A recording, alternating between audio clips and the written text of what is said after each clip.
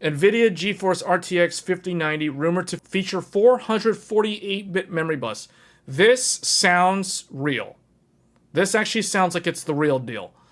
512 sounds like that's the 5090 Ti. So that's gonna be like a Blackwell 7000 or whatever in the data center, or the workstation card.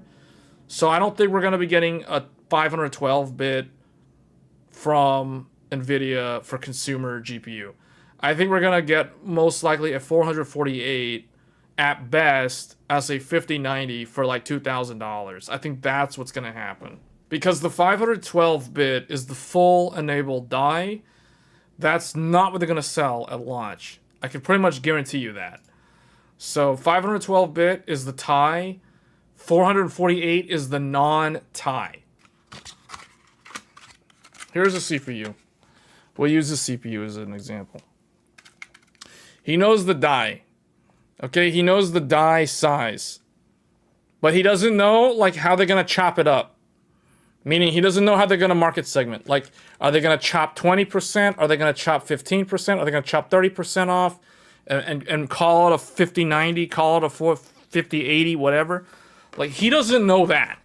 I can tell you, this guy, this Ko-Fi Kimi guy, he doesn't know how Nvidia is gonna segment the part. But he knows what the die size, he knows like the memory interface size, the theoreticals. He knows theoreticals, but he doesn't know the like what they plan to actually bring to market. That is the difference. Okay, here's my question. If they're talking about GB200, where's GB100? GB200 is the second edition. It's the second generation within that family. So where's the GB100? So what I'm saying is this, yeah. So, okay, so the data center one has nothing to do with this. This is none of this stuff that's in here is a data center. This is the consumer. Like, this is the one that goes in the GPU boards. The market product that you'll be able to buy at retail is not going to be 512. When you think about it, that to me, that sounds feasible, because especially when you consider like how is Nvidia going to achieve the performance uplift that they need to convince people to spend $2,000 again. You know what I'm saying? Like, how are you going to convince somebody who has a 3090 Ti to go to a 5090? You have to show the value. You have to show the SM increase. You have to show the bus width increase. You got to show all the numbers, because how are you going to get your performance uplift? RTX 5090, 28 GB VRAM, 448-bit. There we go. Okay, next one, RTX 5080. It's going to be a 384-bit GB202. GB202. Check it out. That makes sense. There's your magical 384-bit. It's going to be a 5080. Oh, and guess what? This is going to launch first. Oh, man. The 384 is coming first. It's coming first. It's going to be like Ampere 30 series all over again. I can see it now. 3080 morphs into 5080 and it launches first. Oh, look, it's the affordable one. Meanwhile, the true big boy, the 8K gaming, is the successor to the 3090, is the 5090, 448-bit.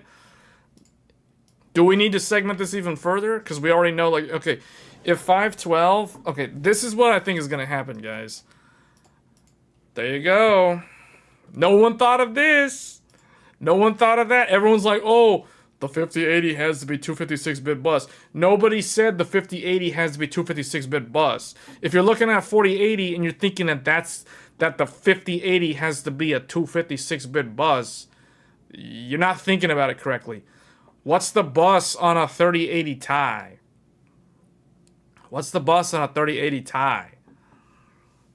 This proves my point. This proves that Nvidia can do another Ampere in terms of their product naming. They can call a 300. They could even cut it down further, guys.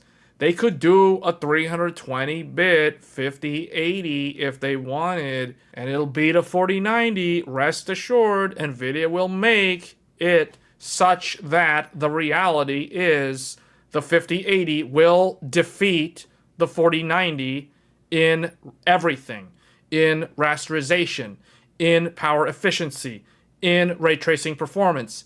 It will beat it at everything. They will make it happen, just like they've always done in the past. Just like how they made a GTX 1070 defeat a 980 Ti. They will do this again. Rest assured. When he went on stage, RTX 3080, faster than a 2080 Ti. It's the same thing when he did 2080. Remember, do you guys not remember the 2080 launch? It was the same exact story. RTX 2080, faster than a 1080 Ti. It's faster than a 1080 Ti. And it's got GigaRays. The 1080 Ti doesn't have any GigaRays. And I love GigaRays. And bam, right there. Look, 92% of a 2080 is a 1080 Ti. So this follows the narrative. This literally follows the narrative. The 1080 Ti is as fast as an A770. And those two cards are slower by a little bit versus a 7600, a 4060, and a 2080. He's going to say RTX 5080 faster than an RTX 4090 in everything. This they could do. Does this make sense? The 5080 is going to be minimum $1,000 to $1,200, just like the 4080. That is where it's going to sit in the product stack. So, and they can justify a 320-bit part at that $1,200 market because who's going to stop them? Who's going to stop them? They're going to price it at like $1,200 or $1,199, just like the 2080 Ti, just like the 4080 when it launched, and everyone's going to gobble it up. All the Nvidia diehards are going to buy them on launch day. You're not going to be able to buy your Founders Edition from Best Buy because it's going to be scalped instantly, and that's how it's going to go. So that one's going to be priced like that. This one is going to be priced at probably $14.99, or it could be $15.99, just like the 4090. But I'm just going to go ahead and say $14.99. And then this one is I'm gonna say like $11.99. This is gonna be basically the 4080 and the 2080 Ti price all over again. And Nvidia seems to like this price. So at launch. So these are the prices. And we'll see how accurate I end up being, because these videos either age like milk or they age like fine wine. And it's harder to predict. But that's not coming out this year, so we're going to delete that one. So this is what I think is the potential product lineup that we could see. Now, people are probably asking, like, okay, what about the 512 GB202 RTX 5090 Ti? So this would be 32 gigabytes of VRAM on a 512-bit bus of GDDR7, $7,000 for the professional part. So somewhere around there. Okay, that is basically the reality. If they do launch this in the consumer market, it'll probably be priced at $3,200. Because once you start going up the chart on the pricing, once your price goes above $1,000, the laws of physics and economics no longer apply, and prices just kind of start scaling non-linearly. So that's the reason why people are like, how am I getting this price? Well, it's because that's most likely what's going to happen. 50, 80, 20 gig. Yeah, I'm going to tell you right now, like, here's the thing. Everyone was complaining about 4080 being too expensive. The 4080 at $1,200 is too expensive. It's bad value. Oh, don't get it. is an easy upsell to the 4090. Okay, well, you know what? If this is the price of the 5090 and this is the price of the 5080, that's not an easy upsell anymore.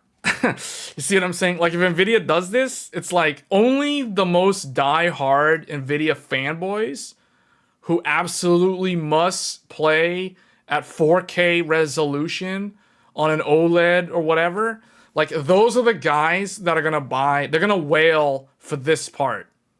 Like, no joke. Like, that's what's gonna happen. Like, realistically, that is what is gonna happen. But guess what, guys? It's reverse psychology. If the 5090 is so expensive that it's out of reach for the average gamer who considers high-end hardware, this is gonna off-put so many people at $2,500. They're gonna be like, you're trying to scam me now. That is gonna make the 5080 the hero. That is gonna make the $1,200 part now psychologically. See, do you guys see what I'm saying? Like, look at it, guys. Look at it. RTX 4090 was $1,599. RTX 4080 was $1,199. So what is the difference? That's $1,600 versus $1,200. That's a $400 difference. So the upsell potential, and the reason why everyone's complaining, oh, it's so bad value, it's because this was like somehow magically really good value. But here's the thing. If they price the 5090 like this, now all of a sudden they've classically conditioned you to believe that $1,199 all of a sudden is actually good value. It's actually good value. So, because this is what they want. They want to classically condition, they want to brainwash gamers into normalizing internally with themselves and their wallet that $1,199 is an acceptable price point for an 80 class product. They failed miserably last generation with 4080 because this was priced too low. It was because it was priced too low. They're not going to screw up again. This time around, they're going to basically go back to 20 series pricing with 30 series segmentation. I'm going to write that down. 20 series pricing. RTX, or Titan RTX, was $2,499. RTX 2080 Ti was $1,199. They want this. They want to go back to this. This is the reason. This is the answer why $2,499 will most likely be the new price of the 5090.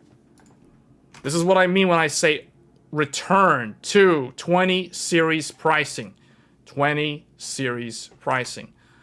With RTX 30 series market segmentation, meaning 5080 is a lot like a 3080. And it is considered the hero, the value king. This is the potential strategy for Nvidia's Blackwell consumer desktops. You have to keep in mind, and people are probably like, this doesn't make sense, that's way too much money. Well, newsflash, AI's here to stay, and Nvidia's making so much money on AI, so that if so, they don't, honestly, they don't care. If a gamer can't afford this reality, get out. That's basically Nvidia's message. If you're a gamer and you want our 50 series top tier stuff, and you can't pay $1,200 for a 5080, or you don't want to pay $2,500 for a 5090, you know what Nvidia's telling a gamer? Get out. GTFO. I don't care. Get out. Go get AMD. I could care less. That's Nvidia's attitude now, because Nvidia has potential competition that's going to approach over the next couple of years in the form of other players in the AI space. So they don't have time to haggle with game or counter haggle gamers on consumer desktop parts anymore. Nvidia's now a god tier company.